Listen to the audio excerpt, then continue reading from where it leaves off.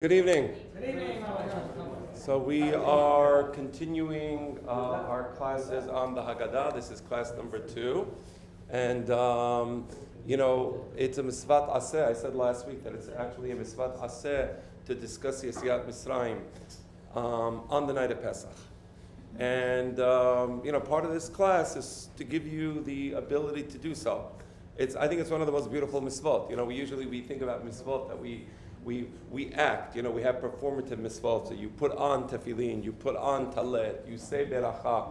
And this mitzvah is an interesting mitzvah because basically what it is you have this banquet, and think about the days of the Greek philosophers where they would get together and they would have a special banquet, and the purpose was to discuss a specific topic, whatever the topic was, the meaning of life, existentialism, right? So they have different topics, and what they did in these meals is they had different in these banquets is they had different stages of the discussion, and in the different stages they would drink wine. So that was actually part of the ancient practices in the Greek world. And here we have it. We're doing it on the night of Pesach. So we have this formal banquet, and the purpose of the banquet is to discuss Yetziat Mitzrayim, is to discuss what happened, what was the circumstances that our ancestors were in, what happened to them in Mitzrayim, the freedom that we experienced, how we obtained the freedom, what the meaning of freedom is. So that's the purpose of Leil HaSeder. And Hashem says, I want you to discuss it. And tonight, I want to answer the following question. Why is it so important to discuss Yetziat Mitzrayim? It's a misvat aseh, we know it, and we do misvot unquestionably, meaning we don't condition a misvah upon us understanding why we're doing the misvah. We do all the misvot as we're supposed to do, but it has a meaning, right? So what is the meaning of discussing Yetziat Mitzrayim? Why is it so important? So we're going to discuss tonight that topic, but we're going to start with the Manishtana. So the Manishtana, it's a series of questions. I want to read to you the questions so that you understand them, and then I want to bring to your attention the deeper question. Because everybody's aware of the 4 questions, right? So you all learned that in school. But there's a deeper question there, and I want to make you aware of that deeper question. So with your permission, I'm going to have a cup of water, a little water bottle, and then we will begin. Shalom Aleichem. How are you?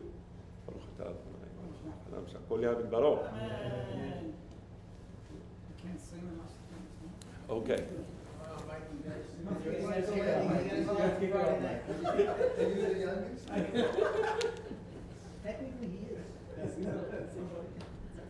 So here we go. We have the Manishtana. How is this night special? What is special? There is something special about the night. And it's not just what we're doing, but I want to read to you the 4 questions. And then you will see from these 4 questions what is really special about the night. So number 1, שבכל הלילות אנו אוכלים חמץ ומסע. הלילה הזה מסע, כולו מסע. So usually if a person wants to eat bread, he can eat bread. If you're gluten-free, you can eat gluten-free. If you're vegetarian, you can eat vegetarian. On this night, it's not optional. On this night, everybody is obligated to eat masa. Why is that? Now, don't tell me that the reason is because we used to eat masa when we were slaves in Egypt. Because this night is a celebration of our freedom. So if we are celebrating our freedom, why is it obligatory to eat masa? So that's the first question. Question number 2. שבכל הלילות אנו אוכלים שאר ירקות Halayla hazeh maror. By the way, some additions in the Haggadah, it says halayla ze kulo maror. It's not kulo maror. Kulo maror literally means it's all bitter. It's not all bitter, right? It's maror. We eat maror, right? So the question is as follows. Usually, you want to eat vegetables. You like lettuce. You like pepper. You like cucumber. Whatever you like in your salad, it's optional, right? Tonight, there is a specific obligation to eat maror. Why? Right? What is the meaning of the maror? Why do I have to eat maror? So those are the first 2 questions. Now let's go to the 3rd question. 3 out of 4 questions. שבכל הלילות אין אנו מטבילים אפילו פעם אחת. הלילה הזה שתי פעמים. Normally, when we eat a meal and we have a formal meal, so now imagine you're having like a very expensive bar mitzvah or a wedding, so you have people going around with hors d'oeuvres, right? And they have dips, and would you like something, sir? Right? So you have a nice dip and something that you're eating before the main meal. So that's considered a very formal, very elegant meal, where you have people going, at least in those days. I mean, today we're used to it. It's nothing unusual. But in those days, if you went to a meal and they were giving you these entrees, right, with special dips, that was considered something special. Normally, when we were eating, when we eat in our houses, in our humble homes, in Halab, in Damascus, in Meknes, in the various Ashkenazi countries, we didn't have these formal entrees in our houses, right? If we had, my father tells me there was times where there was famine in Damascus, there was no food, and people were just happy to have bread. Right? If somebody had bread, it was nobody who had entrees in their houses. Maybe one or two very, very, very rich people, right? So normally, when we eat, the Jewish people, we are not into the pomp, into the pageantry, into the all these entrees. We have food. Tonight, we have to have 2 of these dips, right? The first time is when we have the karpas in the salt water, which we discussed last week, and the second time is when you have the maror in the haloset. So what's going on here? Why do we need to do that? Why is that so important? So that's the third question. And the fourth question, שבכל הלילות אנו אוכלים בין יושבים ובין מסובין, הלילה הזה כולנו מסובין. I just want to get a book there, Harambam. You don't have to get it because you won't find it, but I will. Sorry. Thank you. So, the fourth question is as follows. Why is it that normally when we sit down to eat, again, this is a Jewish house, now among the Goyim, among the rich Goyim, and I mentioned Greece before, I mentioned ancient Greece, so the way it was is that if you were from nobility, if you were an aristocrat, the way you would eat is they had a special diwan, it's like a sofa, where you kind of have like a pillow on one side and you can like lean over like this, right? And then as you're eating, you have people coming with trays and they serve you the food and you're leaned over. So that was a sign of aristocrat, that you're an aristocrat, that you're a very wealthy person. It was a sign of success, right? So normally in the Jewish houses, did any of our grandparents in Halab or great-grandparents in Halab, did they used to have special diwans? And they told their wife, honey, bring me my finjan ahwe. Well, you want anybody know anything of that nature? No, I don't think so, right? Didn't happen. We didn't eat in diwans. We were simple people. We had a table. We had chairs. Suddenly tonight, there was a special mitzvah. I know that it's hard to do it. Let me explain to you what the mitzvah is, as long as we're here. And I'll get to it in a moment. Right. So, I'm sorry? So let me explain to you. There is actually a mitzvah that when you drink the 4 cups of wine, you are obligated to be mesev. You are obligated to lean over. Now, it's very difficult for us to do because we have these chairs, and the chairs are not designed like diwans. So if you had a diwan in your house, then it's very easy to do the mitzvah. So it's a little cumbersome. It's a little uncomfortable to do it that way because we have these chairs. We still have to do it. It's an obligation. So when you have the wine, you're obligated to imagine that you're on a diwan. The important thing is you're reclining over, right? When you eat the masa, you have to recline over. That's a halakha. Okay, so remember that halakha. If you don't, you actually have to repeat it. That's the point. Right. Lo yatzai yedei chava. If you didn't recline over, if you didn't recline while you were drinking the 4 cups of wine, or while you were eating the masa, lo yatzai yedei chavato. You have to imagine that you're on a diwan. One year we had a lot of people in our house on Pesach, and this is the only year I was able to do it. There wasn't enough chairs. It was then of Pesach. There was a slight panic in the house. What do we do? And I had an amazing solution. I said, me and my boys were sitting on the sofa, and the sofa, of course, has an armrest. We all were able to recline, and it was very pleasant. I felt like I was in a Greek banquet. I felt like a nobility from ancient Greece, and it was a lot of fun.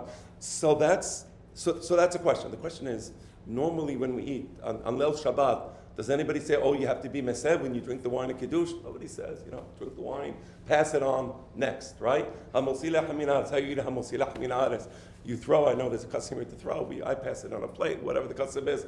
Does anybody say, excuse me, we are now going to recline to have the bread for the Sabbath? Does anybody do that? Nobody does that, right? We're Jews, even when we're very wealthy, and Baruch Hashem, we are very blessed. But still, we don't get into that whole, aristocratic nobility, right? Big wigs and all that stuff. We're not into any of that, right? So why on this night do we do that? So those are the 4 questions. Tonight, everybody has an obligation to be mesev. Alayla ze kulanu mesubin. Those are the 4 questions. Questions are clear? Mm-hmm. Okay, so that's the simple level of the question. And now, I want to explain to you the deeper level of the question. What exactly are we celebrating on the night of Pesach? What are we trying to imitate? I want to explain to you that, and I'm going to tell to you what my father used to tell us. Every Leil HaSeder, my father used to say, tonight we are all Shakespearean actors. Shakespeare. We're all actors in a play. And what does that mean? It means that on the night of Pesach, we are supposed to imagine as if although it is the 15th night of Nisan, which it is the 15th night of Nisan, right? That's when it comes out on the Jewish calendar. But it's not the year 2022 or the year 5782 to the Hebrew calendar, the year 5782, but rather we're back in the year of Yetziat Mitzrayim, the year 2448. That's what everybody says according to my calculation. It's 2449, doesn't matter, 2,500 years ago, okay? Over 2,500 years ago. You're supposed to imagine that that's where you are. This is the night that there's Makat Bechorot. All of Egypt is under this crazy, insane plague. People are terrified, and we are in the house, we're having a beautiful meal, we're happy, we're under the protection of God because we just brought the Korban Pesach. We're not scared at all. We know everything is going to be fine. So now the question is, are we remembering slavery? Or are we, on this night, on the night of Pesach, are we experiencing what it was like to be a slave? Or are we experiencing what it was like to be free? I want to explain that. Let's look at the first of the questions. We said normally you want to eat bread, you can eat bread. You want to eat matzah, you can eat matzah. You want to go gluten-free, you can go gluten-free. You want to have ice cream, you can get away with it if you're an adult and your mommy isn't in the room. You can eat whatever you want. Nobody's going to tell you what to eat. But on this night, they're saying eat matzah. Matzah is the bread of affliction. When we were slaves in Egypt, we ate matzah. Slaves eat matzah. Slaves do not get baguettes, they don't get croissants, they don't get nice big sandwiches. They eat matzah. And I explained why last week. That's a sign of slavery, correct? Question number 1. Let's look at question number 3. Normally, we don't care to dip hors d'oeuvres. We don't care for these entrees. We're simple people. We don't need that. On this night, halayla zeh, how many times do we dip? Twice. So wait, does a slave dip his food when he eats? Of course not. Nobility does that. So if I'm looking at this, the fact that all I'm doing is eating matzah tonight, I say that's a remembrance of slavery. If I say that look at the entrees we're having 2 entrees, that's a symbol of freedom. So which is it? You understand the question? There's an internal contradiction in our behavior. Let's go to the second question. Normally, we can eat whatever salads we want to have, whatever vegetables we want to have. Tonight, you have to have maror. It's an obligation. Maror is to remember what? The freedom or the slavery? Slavery. The bitterness of the slavery. Question number 4. שבכל הלילות אנו אוכלים בין יושבים ובין מסובין, הלילה הזה כולנו מסובין. Tonight, when we eat, how do we eat? as I said, imagine you're on a diwan. I get it, not everybody has a diwan, and probably nobody in this room is actually even sitting on diwan. I recommend that you try to get a pillow if you can. Try to have a pillow so you can lean over, and it's a little easier that way. At least it seems so in my mind. But the point is, that's a symbol of aristocracy. So again, which is it? Are we trying to feel like we're slaves? Matzah, maror? Are we trying to feel like we're aristocrats, dipping the entrees, reclining over like we're these rich noblemen? You understand the question? That's the depth of the question. And that's where we begin discussing what the night of Pesach is. What are we celebrating? And I just want to bring to your attention, because this manishtana that we say today is incomplete. Give me a moment to open up Harambam. Harambam has the complete version. Just give me a moment to find it. In Hilchot Hames Umasa. At the end. There is a fifth question. And the fifth question is as follows. I think it should be here. Interesting. He doesn't have it here. I wonder why that is. Okay, it doesn't matter. I'll find it. He has it in the actual halakha. Right?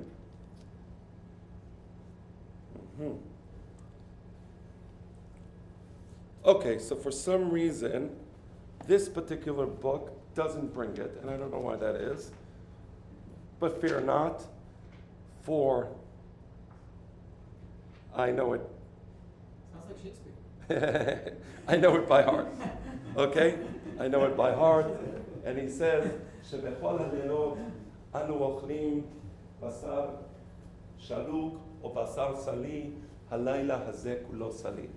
The fifth question in the Manishtana is that normally when we eat meat, the meat can be, it could be broiled, it could be roasted, it could be cooked, it could be baked. We don't care.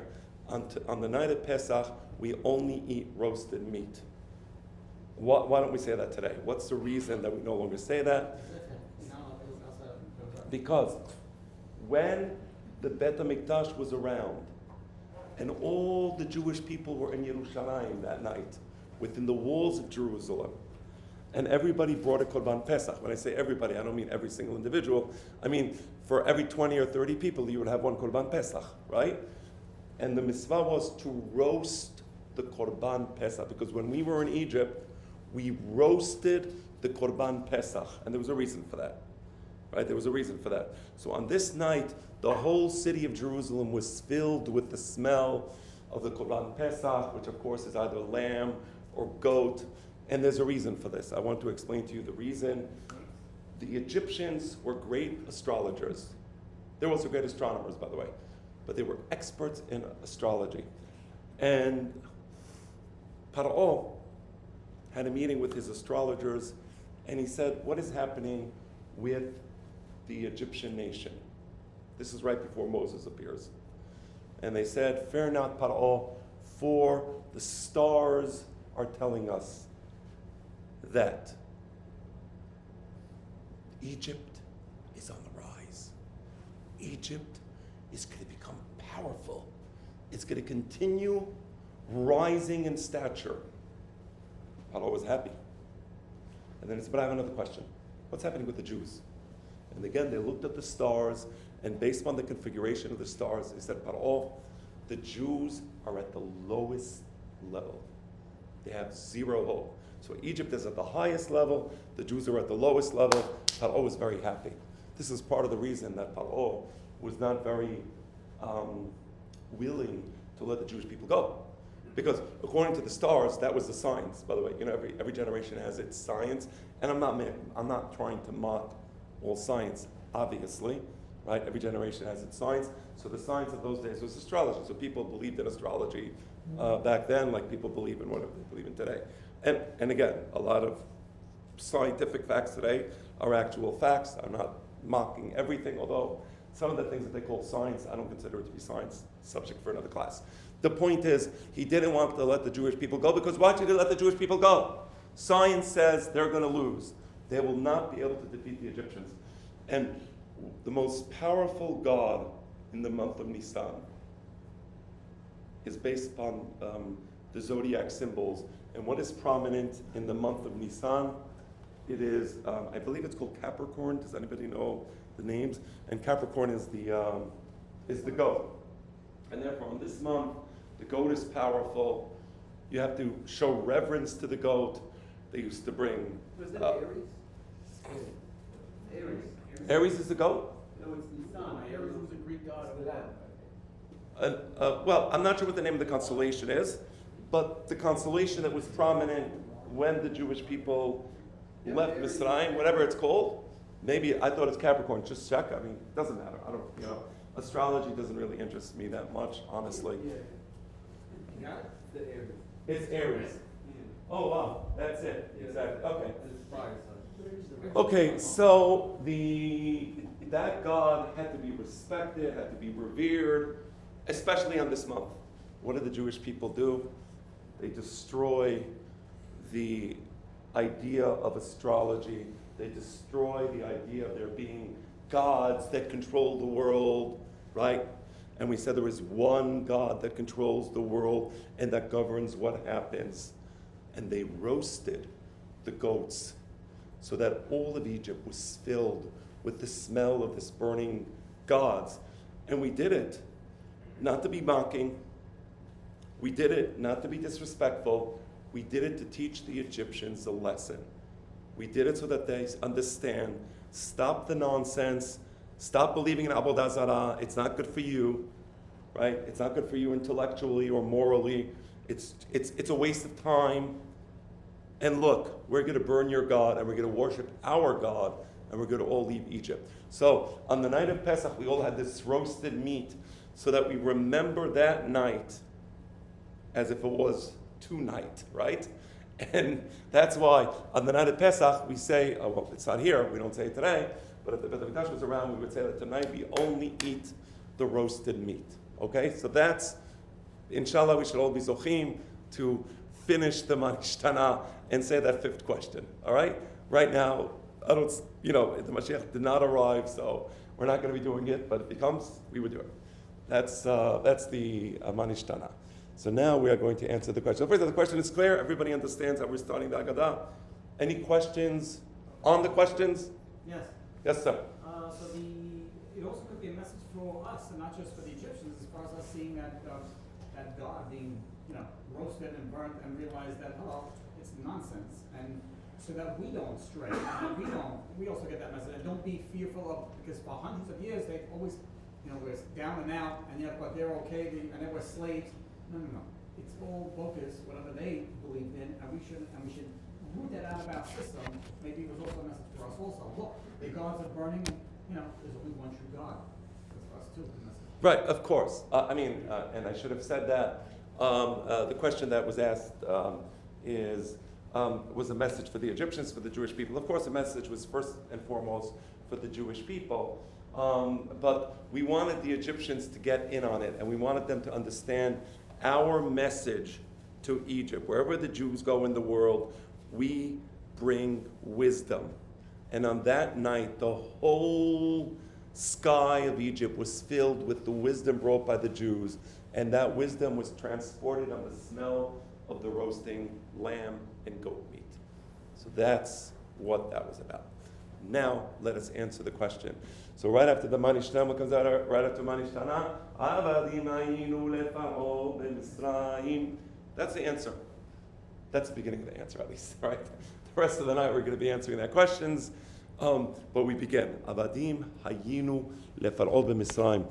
On this night in Egypt, 2,500 years ago, we started out the night as slaves.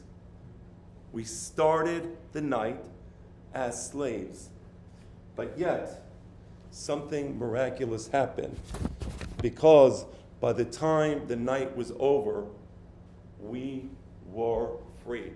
Paro comes to Moshe Rabbeinu, and Paro says, that's it. I want them out. And I want them out as quickly as possible, right?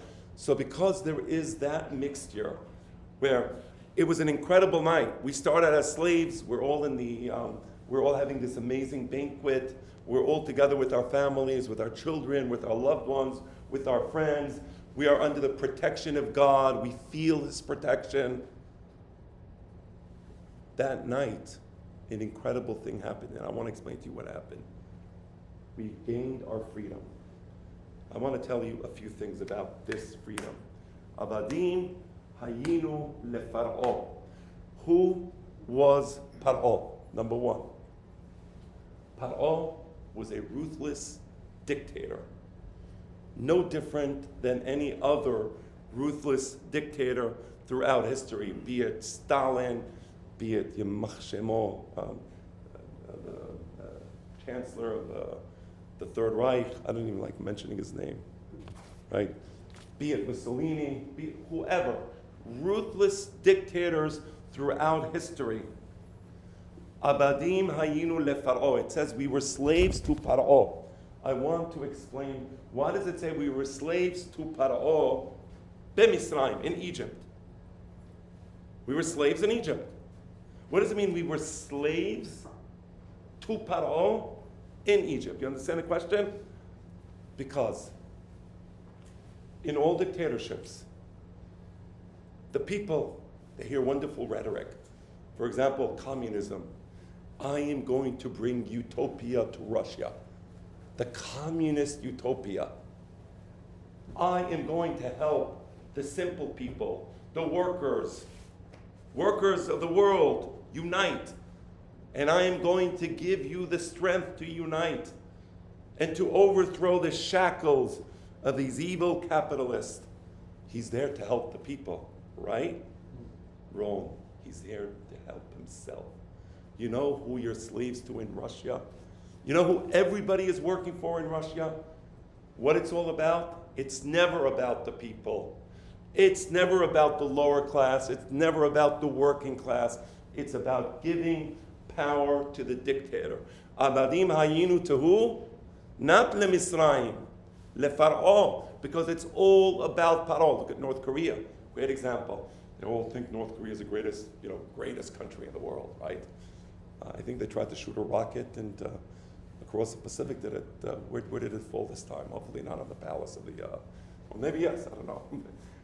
The greatest country in the world. You have satellite images of the world at night. North Korea is in complete darkness, okay? The ruthless dictator doesn't care about the people, and the people are slaves to him. They are there to serve him. So the Jewish people weren't there to serve the Egyptians. The Egyptians themselves were slaves to Paro. Everybody was a slave to Paro. It was all about Paro. You understand? It was all about his ego, about his power. And we were slaves to Paro. So that's number one. Abadim hayinu to, not leMisraim.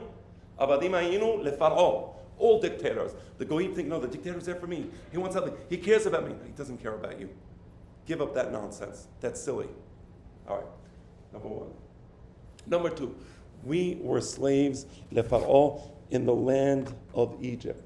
Abadim hayinu leFar'o leMisraim. And I want to explain that. Misraim, you know, there's a pasuk we say in the Hallel. We say, Min ha-mesar karatya. What does mesar mean? Mesar means, it literally means between walls. A person is oppressed, in a state of oppression. He says, Min ha-mesar. So when I'm in a state of oppression, I feel like closed in from all sides. I cry out to God and God answers me. That's what we say in the Hallel, right? So Min ha-mesar karatya. So what does the word Misraim means? Misraim is the place where you're closed in, right? The Torah actually refers to Misraim as Kur HaBarzel. It's like being stuck in an iron cauldron. Nobody can get out of Misraim. It was a jail. There was no possibility to leave Misraim. So on the one hand, we have Paro, ruthless dictator who cares about the people? No. The working class? No. Who does Paro care about? Paro. So we have that. Number two, we're in this place, which is a jail. Nobody escapes Mitzrayim. It's a Mesah. Number three, who knows how many times does the word Mitzrayim appear in the Torah? Oh, Joe, 613. Good guess. I like it, by the way. That's a good guess. That's a good guess.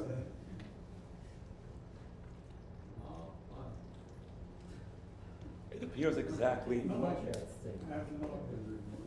It appears exactly 50 times. I want to read to you what the Gemara says about something else. This is the Gemara in Masechet Rosh Hashanah. It says as follows: Hamishim sha'arei bina nivreu ba'alam. When God created the world, He created 50 gates of bina. Bina means perception, a type of wisdom. Not exactly. The word is not wisdom. Perception. Bina. V'cholan nitenu leMoshe. And Moses received 49 of them. Chaser echad. Shene'emar v'techaserehu me'at me'elohim. That's a Gemara in Masechet Rosh Hashanah.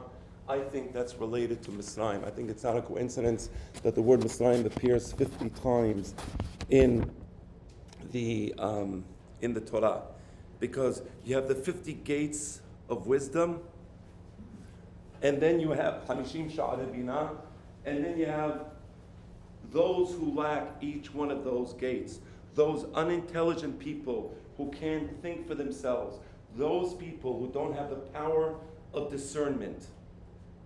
Where do dictators thrive? Do dictators thrive with intelligent people, with educated people, with people who have discernment? No, they never do, because dictators can only rule over people who believe in them. And in order to believe in the dictator, you have to lack discernment. And in Egypt, everybody loved Paro. Everybody thought Paro was the greatest. And the reason they thought he was the greatest is because they lacked discernment. They did not have a single one of these Hamishim Sha'arei Bina. The word Egypt appears in the Torah because they have Hamishim Sha'arei Tum'ah. The Kabbalah, Chachmei Kabbalah, speak about the Hamishim Sha'arei Tum'ah. That's what Egypt was. So you're in Egypt, you're in a society of unintelligent people who they hear, what did CNN tell us to think now?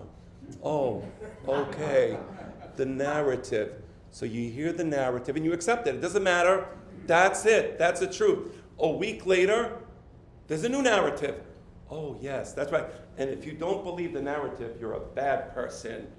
You're a whatever bad name I can think of. You hurt my feelings, right? I don't want to be around you anymore, right? So that's the idea of Egypt. The idea of Egypt is it's a country filled with people who cannot think for themselves, who blindly accept the narrative thrown at them, right? The Jews are bad. The Jews are not bad. The Jews are actually good. And I'm not embarrassed to say this, and I don't feel arrogant. Wherever Jews go in the world, are we like do we commit crime? Are we, is that an issue? Is that something that, Jews contribute to every single civilization that they were in. They bring wisdom, they bring authors, they bring art, they bring culture. What don't we bring? We bring morality, we bring religion, wherever Jews are. But the Jews are no good. Don't you get it? This is what they did in Germany, right? They had this whole narrative about the Jews, sucking blood. They actually have, the famous Count Dracula, right? So Count Dracula was actually part of the German mythology, the Germanic mythology, where the Jew was sucking the blood of the innocent children. Just so you know where Dracula comes from. That's what that's about, right? There are many myths about Jews, and they were all lies. But in order for a dictator to succeed, he has to have a public that is not intelligent. That's the simple truth. These people were not intelligent people. They may have liked opera, right? They listened to whatever, a Wagner and whatever other opera, thing. well, actually, I like the three tenors. I gotta tell you, I do like the three tenors. But once when I was in college, I had to go to a concert in Lincoln Hall. I think it was like a 5-hour concert because I had some music report. I still wake up at night in cold sweats, remembering that experience. It was very traumatic, but I got over it, I think. Anyway, I'm sorry to those people. A lot of people like classical music. It's okay. I'm sorry. I'm just making fun. The point is, just because somebody listens to classical music doesn't make him intelligent. That's the simple truth. Egypt was a country of unintelligent people. And that's perfect for Paro. So now the Jewish people are stuck in this place where every neighbor is going to tattletale if any Jew tries to escape. Where Paro is the dictator, a ruthless lowlife. And the Jews are in Mitzrayim, a place literally which is walled in. There's no way to escape. Where are you going to escape to? The desert or the jungle? Where will you go? There's no place to escape. So that's Avadim Hayune leFaro b'Mitzrayim. We were slaves here. And on this night, Vayotzienu Hashem Eloheinu Misham. On this night, God took us out of Egypt in the sense that we were freed B'yad Hazakah, with a powerful hand. Literally, Zerah Netiyah means that God revealed his strength to the world, because God's strength is always there. And God always does miracles. But he doesn't always reveal his strength. Sometimes you have secret miracles. Sometimes you have hidden miracles, so you don't always see the miracle of God. But in Egypt, God wanted to make a point of it. He wanted to penetrate history and show all of the people, the Jewish people, the Egyptians, humanity. He wanted to show everybody, don't think that because I dissimulate myself, because I hide myself most of the time, don't think that I'm not here. I am here. So Egypt was a place where God revealed his strength to all the people. And then we say, and this is a shocking statement, and I want you to think about this. I'm going to read it to you. I'm going to translate it to you, but I want you to think about what this statement is saying. So here goes. If God did not take our fathers out of Egypt, if those miracles didn't happen, if that night did not take place, Hare'anu, us, Banenu, our children, Bene Banenu, our grandchildren, Meshu'badim, Hayinu leFaro b'Mitzrayim, until today, in the year 2022, we will still be slaves to Paro. That's a shocking statement. Again, if it wasn't for the miracle of Yetziat Mitzrayim and all the historical events that took place, we would still be in Egypt. We would still be in Egypt, we would still be slaves. And therefore, you can be the wisest man. Kulanu nebunim, you can be an individual with great discernment. Kulanu zekenim, you can be a man of wisdom that comes with age. Kulanu yode'im et Torah kula. You can be a person who knows the entire Torah. Misvah alenu lesaper b'Islam. It is a holy obligation to discuss what took place in Egypt, to remember the fact, not that our fathers were slaves in Egypt. Yes, you should remember that. To remember the fact, or to think about the fact, that you yourself would today be a slave in Egypt. And anybody who increases the time on that night in which he discusses Yetziat Mitzrayim, that is considered a praiseworthy thing. So,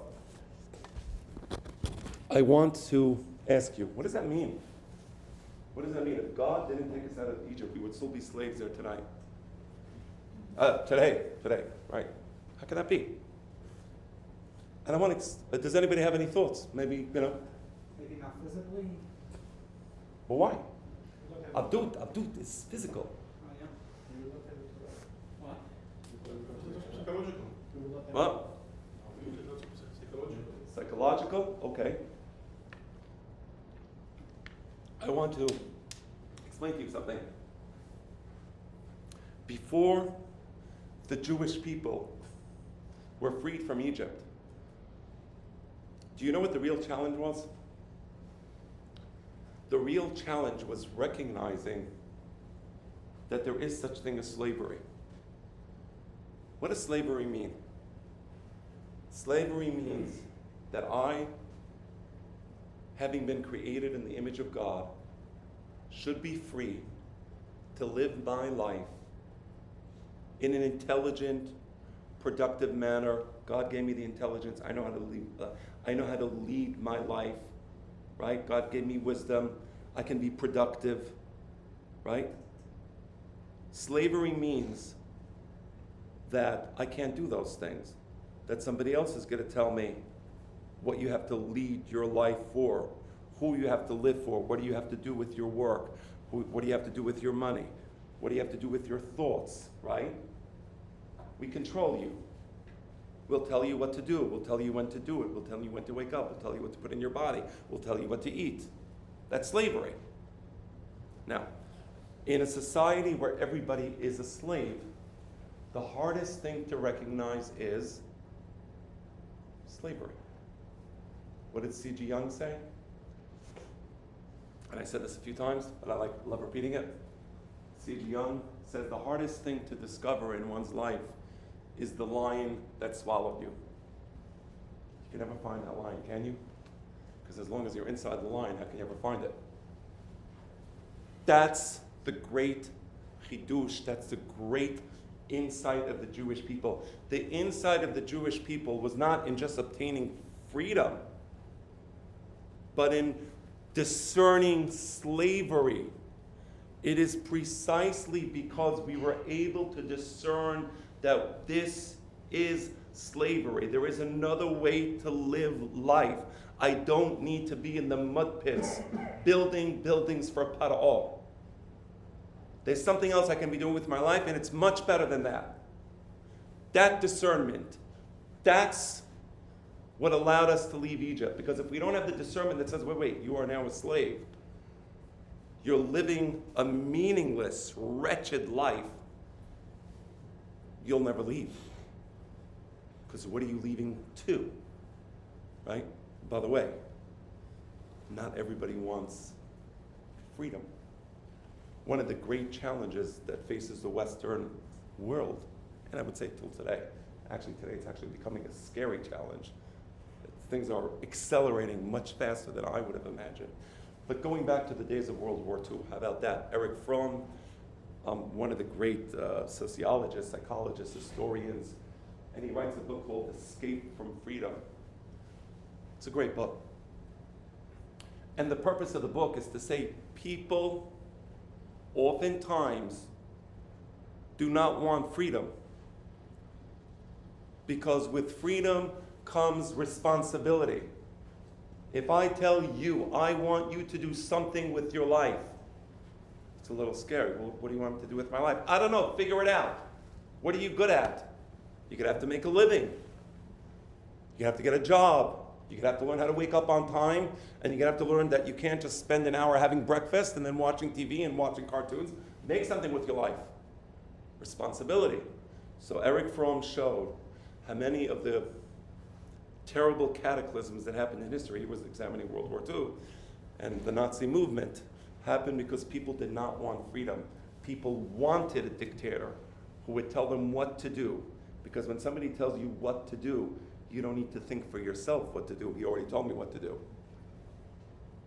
The greatness of the Jewish people in Egypt was we didn't want Paro telling us what to do. We recognized slavery for what it was. And that's exactly the depth. If it wasn't for the Jewish people discovering the concept of freedom, we would still be slaves today. We're the ones who discovered the concept of freedom. Every other revolutionary movement where there was a dictator and people wanted to escape from the dictator, that was imitating the Jewish people. We were the ones who discovered it. Before that, everybody believed in a flat earth. We discovered the earth is round. Okay, once you discover the earth is round, now I understand how to navigate the oceans. The earth is round.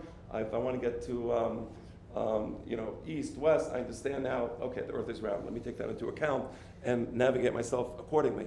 So we're the ones who made that contribution. If we didn't make that contribution, you know where we would all be today? We would all be slaves to Paro and Misraim. Maybe it wouldn't be Misraim. Maybe it would be some other ruthless dictator. Who cares?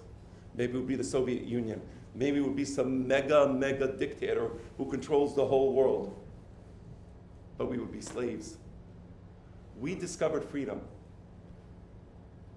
And on this night, and I'll get to you in a moment, we celebrate the fact that having discovered freedom, God, in His infinite grace, in His infinite mercy, in His infinite lovingness and tenderness towards the Jewish people, said, they discovered freedom, I am going to give them freedom. So, Manishtana, this night is the night where we started as slaves. That's why, yes, we eat Masa. That's why, yes, we eat Maror. The night finished as free people. And that's why we dip twice, and that's why we recline over, right? It was a night that had those two characteristics to it, right? And that's what made it such a special night. It never happened. I want to end with one last thing. I do want to take your question, sir. It's really incredible. This is the only time in history where there was a revolution, literally a revolution, and not a single shot was fired. Not a single punch was thrown. And sometimes people got upset, they punched somebody. Okay? There was no violence. There was no need for violence. On that night, we all obtained our freedom, not having to lift a finger to do so. Do you realize how incredible that night is? Do you understand what it is that we're talking about? Why God tells us, I want you to remember this. I want you to discuss it. It's incredible. It's not just that we're the ones who discovered freedom, that we're the ones who actualized freedom. It's the fact that we obtained our freedom through zero violence. Nothing. We were sitting down, enjoying a meal with our loved ones. God saw us. He said, I'm taking you out of Egypt. You deserve freedom. You'll get it. Because when you know you are right, when you have the power of right on your side, God is on your side. And when God is on your side, you will get exactly